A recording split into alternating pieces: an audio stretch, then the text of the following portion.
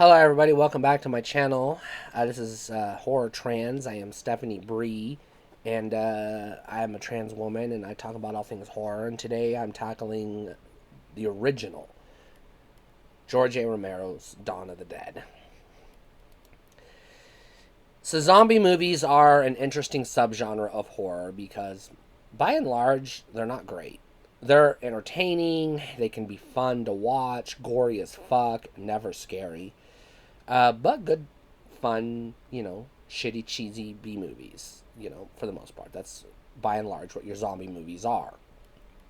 However, that is not the case with George A. Romero. His movies are art, absolutely. And Dawn of the Dead is one of the greatest zombie movies ever made. I could gush over this movie all goddamn day long.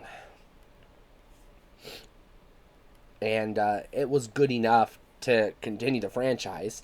So we got a shit ton of sequels, which this itself is kind of sort of a sequel of Night of the Living Dead, and it continues that franchise. And also spin-offs and remakes, which is good. We wouldn't have the modern zombie horror craze that we have. We wouldn't have Walking Dead or anything of its 10,000 spin-offs if this movie hadn't been a success when it was and hadn't been as good as it is. So, it's a zombie movie.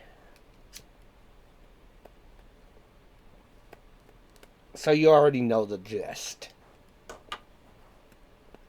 A group of people get trapped in the shopping mall and attacked by zombies. And the end.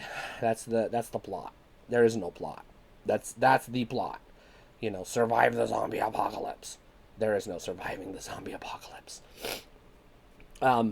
I'm not going to hit the beats and go point by point. I'm not going to talk about the imagery or the things that happen in this movie because I want you to watch it yourself. This movie does not do a very good job explaining where the zombies come from. Neither did Night of the Living Dead, so this is still sort of up in the air for the audience to figure out. But there's a line in this movie where one guy, who was an African-American gentleman whose dad was into voodoo, who said, when hell is full, the dead will walk the earth. So that's basically your explanation. Shit got so bad in the world, too many people, we filled hell up. So now everyone's like, well, fuck it, let's go back home.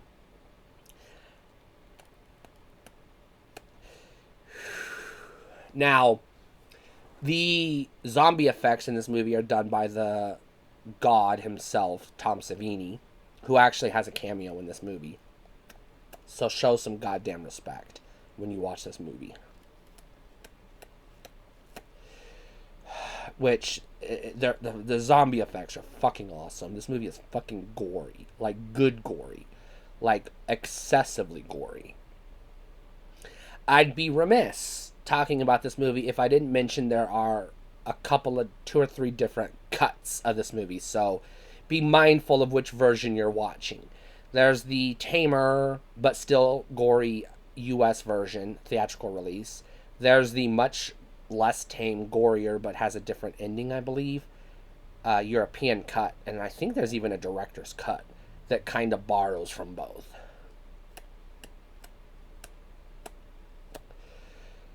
I'm not going to lie to you, I don't even know which cut of this movie I have on DVD. I just bought it. I went on eBay and bought this motherfucker on DVD, and I just bought the first one I found that had a fair price tag, which I think I paid $30 for it. So when I say fair, I mean this is an expensive movie, so be careful. Because this is highly acclaimed, everybody wants it. But there's also different versions of it, so, people are fighting over it. But it's a damn good movie. This is 110% a buy. This is an absolutely must-have, must-see zombie movie. When I was doing the horror canon, this movie would have been in the horror canon for sure.